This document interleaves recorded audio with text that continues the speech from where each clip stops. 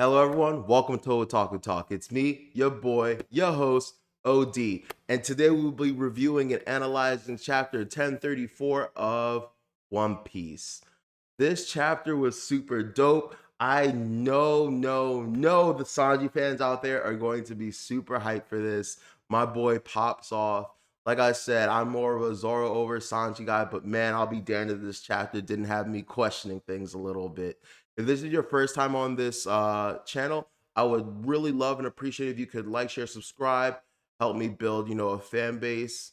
Please help me out with the algorithm, all right? It would mean the world to me. Uh, and yeah, without further ado, let's get into this review. 頑張れそう頑張れ諦めないで口笛吹きさ歩き出そうよ Going now All right, everyone. Chapter 1034 of One Piece, Sanji versus Queen. Like I said in my intro, Sanji really popped off this chapter. This is the chapter that I think so many Sanji fans were excited for, or just honestly looking forward to and needed. I know a lot of them were upset when he ran away from Queen last time, and a lot of them were upset with his whole, Germa, Vinsmoke, shenanigans and whatnot. But I really truly believe this chapter is going to put some of that at rest and, just cheer a lot of people up and, really hype Sanji fans. We start off this chapter with the cover. I actually really like the cover art request for this one. It was pretty cool. It's the coolest I've seen Usopp in a while, and he's just chilling. And I guess they're at some kind of fair or carnival, and these kids are being cheated out of whatever the carnival game is. And my boy wearing, I don't even know what kind of mask it is, but it's the same as the mask from the dude in Demon Slayer who fixes their swords for them. He just barely looking goes over and shoots bullseye the target, and like everyone's freaking out like what, how. And so anyway, that was a really cool cover art. So let's get into the chapter, right? So we start the chapter and all of the Onigashima castle is just bathed in flames. There are people screaming and freaking out, and we get to see a little panel or two of the geishas, the prostitutes, trying to flee. There's one in particular, the one we saw earlier, Osome. She's looking for someone or something named Chuji, and so I'll just leave that alone for now because we get into that later. And so the next panel we see is our boy Momonosuke, and he is still trying his darndest to hold up all of Onigashima. It seems like he's given up the whole, try to make clouds, my own clouds idea. And instead, he's like tethered himself to Kaido's clouds, and he's going to try to hold it up himself, which, in my opinion, seems way harder. He's definitely not as strong as Kaido. He barely knows how to fly. I don't see how he is going to be able to maintain this by himself. I'm very excited to see it though, because we all are aware he has to have his own boiling Odin moment, and stopping it from falling. If Kaido gets knocked out by Luffy, his clouds disappear, and Momonosuke needs to use like his own clouds and like to hold it up. Like that would be really cool, right? So we will see, but I just do not see this plan going well. But I admire the kid. He even says that, as long as he's alive, it's not going to fall. So that's either a death flag or, a perseverance flag, depending on how optimistic or pessimistic you are. I'm gonna be with you. I'm a little skeptical. I think he's gonna get bailed out, or something's gonna happen that's going to allow him to create his own flame cloud. So I'm excited to learn about that. Now, to get to the dope part of the chapter, Sanji versus Queen. Man, was this a amazing and surprising fight. Broken record time. Cannot wait to see this in the manga. I mean, sorry, the anime. I honestly think that like this entire arc is going to be so glorious in the anime. I'm super hyped that they actually, took the time and the budget to actually crank up Wano's animation. And I truly think that, once we get to the animation, that's where Oda is going to flesh out all of these fights and things happening. Because, like I've said before, it really does seem like he's serious about trying to get this series on pace to finish in several years. I don't think it's 2 or 3 like people are saying. I just think there's way too much to cover. But I do think that moments like this, Oda's just going to decide, F it. I can't flesh things out as much as I want. I'll leave it to the anime, which is honestly a superior medium for fights. Manga for storytelling, and we get every little bit in detail and like translation and whatnot, but nothing touches nothing touches an animated fight ever. Like, for all the things that manga does well and that I love about manga, like nothing exceeds an animated fight. There's some times where I'll just watch animated fights in the series. I don't even watch the rest of the series, just the fights. And I was gonna do something like that with One Piece, but we'll see. Or maybe when it's on One Piece. So anyway, Queen pulls out a huge surprise, and it turns out he is able to use all of the Germa 6-6 abilities. Well, all of the Germa 6-6 abilities minus, for whatever reason, Reiju's, the sister. I don't know if he's being a sexist dickhead, but that was the only one he didn't display. I don't know if it's one of those things that he's saving to surprise Sanji with later. Also, I feel like it would have been the most effective, right? Like the other ones are pretty, physical based attacks, damage attacks. Poison hits you on another level. Also, you would think that as someone named, Queen the Plague, poison might be something he'd love to dabble with, or maybe he feels like his plagues are worse. Which, by the way, anyone else disappointed that like he's Queen the Plague, but the only time we really saw that epithet come to like fruition was during the whole was it were they on the live floor when he was just poisoning everyone and then Chopper healed them? I mean, that was really cool, but I really thought that like more of his fighting style would be based around that. I really thought that he might have a form of like the Oni virus or a different virus that he could use to buff and boost himself. So I'm wondering if we're gonna get more of that, or if that is just the end of the whole Queen the Plague part there. I really personally would like that part to come back. So anyway, we start off with Spark. What's I don't know the names of all the moves, but we have him do sparking, where he essentially shoots lasers out of his eyes, like each G. Then we have the Henry Queen. Basically, like I saw a bunch of comments saying this, and I'm going to say the same thing. This man basically said, "Let me, hey, Judge, let me copy your homework, but I'll change it up a little bit," because he changes the names of the moves slightly just to include Queen. So I think the first one was like Sparking Red or something, right? And so he calls it Sparking Queen. Then we have Henry something or the other. Hold on, what is it called? I have it up here. No, the first one was Sparking Valkyrie. Then we have Henry Blazer, which he changes to Henry Queen, and that's the electric attack of Niji. And then I forget his fourth brother's name, but eventually he uses the winch green attack, which he calls winch queen.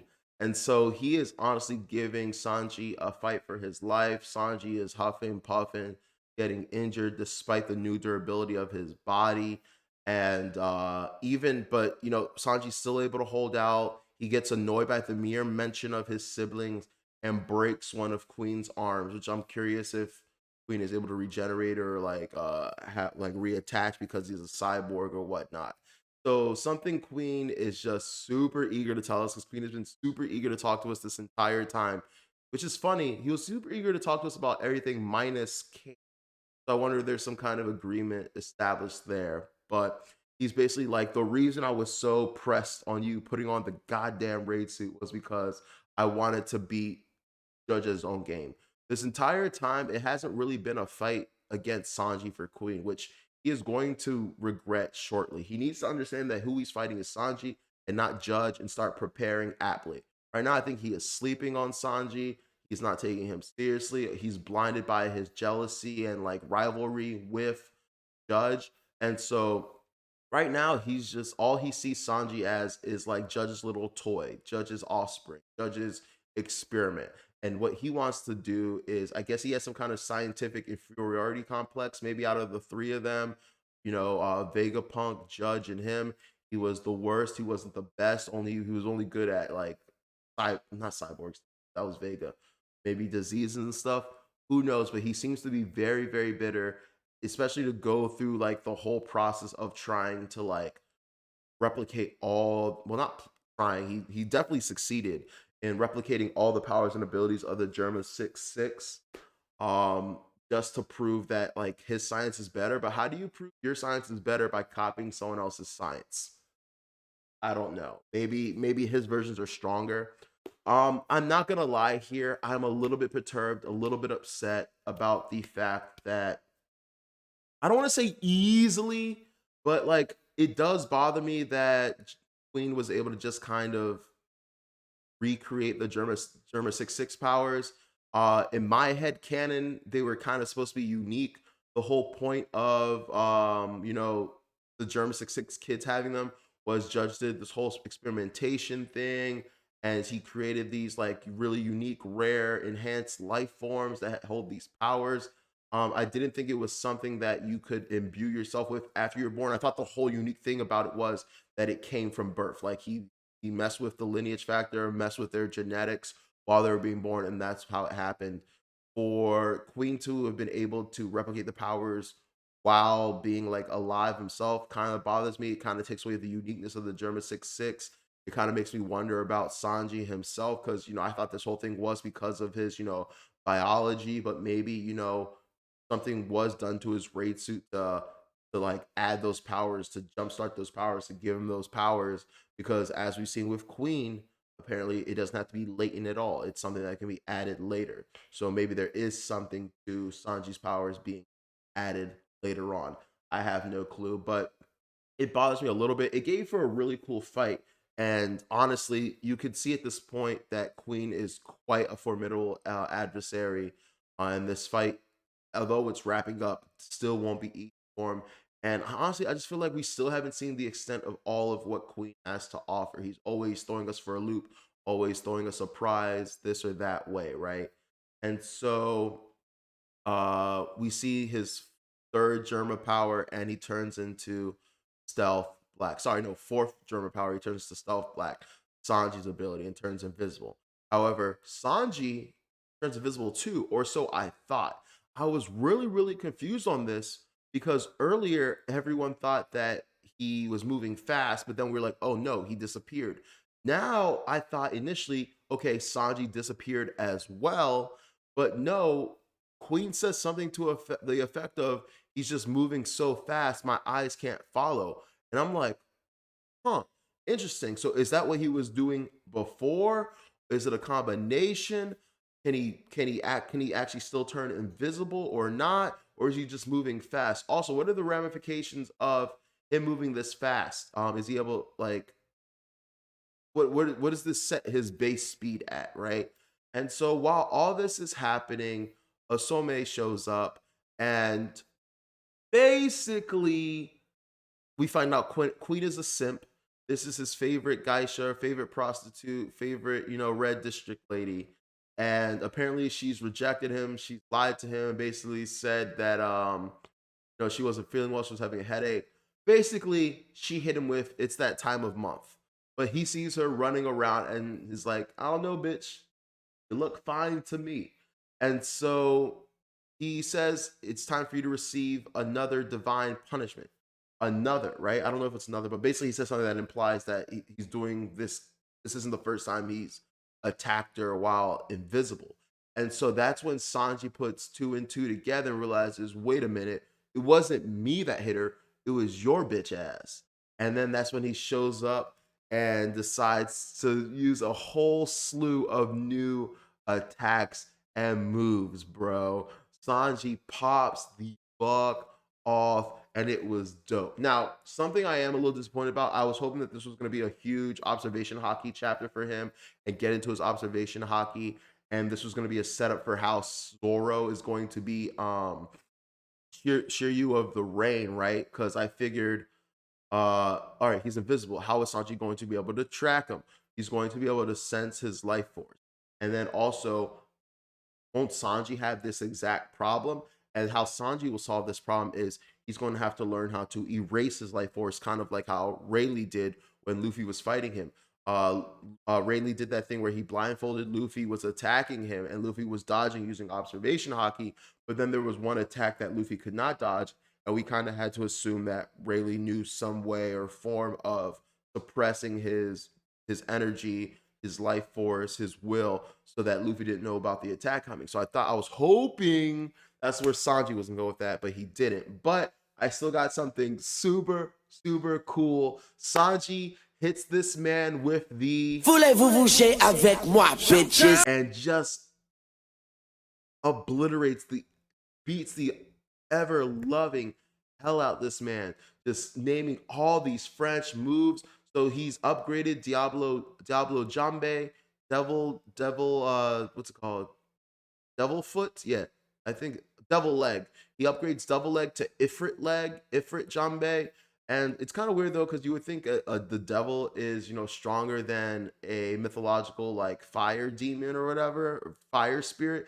But I watch a lot of anime, and Ifrits have always been OP fire monsters, so I'm just gonna let it go. But he tells him that he's not gonna lose. Basically, he's not the same person he fought on the Life for, and we're seeing Sanji just fully embrace his enhanced abilities. He's like, you know what, whatever, there's no use fighting it. I might as well use it to do what I do best, and that's protect my crew and protect women. He's like, with my new durability, my enhanced strength. Yes, he has enhanced strength. A lot of people were talking about that, thinking it was just durability, and also enhanced speed. He's going to combine them all together to not only make his attack stronger, but to make his flames hotter, because, because his body is tougher, he should be able to handle tougher, higher flames. And so, like I said, he just begins to just speak French and fuck Queen up. And he just hits him with all sorts of attacks. I wasn't originally planning on listing them all, but I think I will now. Hits him with a Collier, hits him with the Basse Cote, Jume ou Bifetek, the Tendrin flank, Q, Pore, Zarate, and then the Boof Burst, which I think is Beef Burst. And he literally just put this man in a body bag.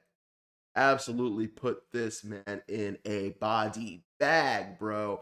I don't know if this is the end of the fight. It very well could be. I mean, I could be satisfied if it was, but there are a handful of things I want to see from Queen.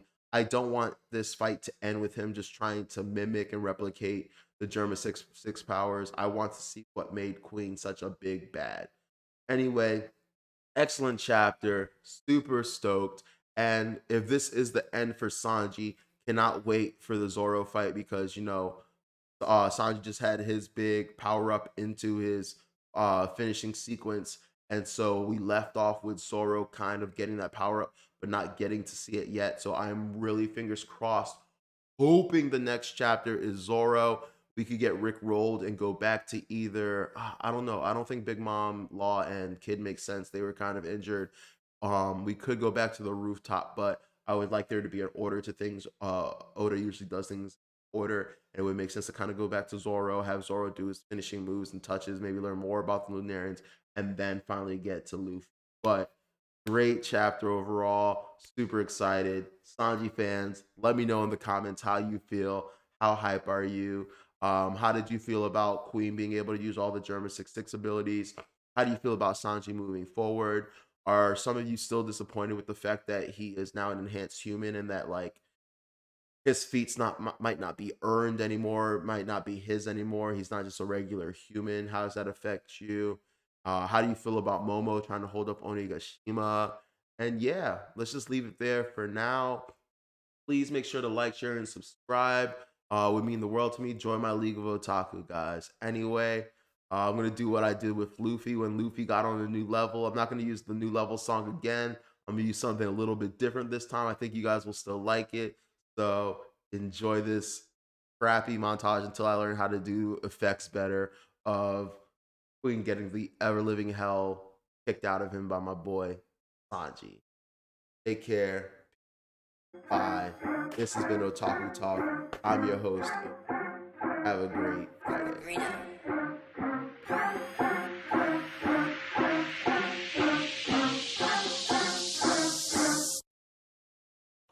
on turn. At the party, float on pussy boy, and you get burnt.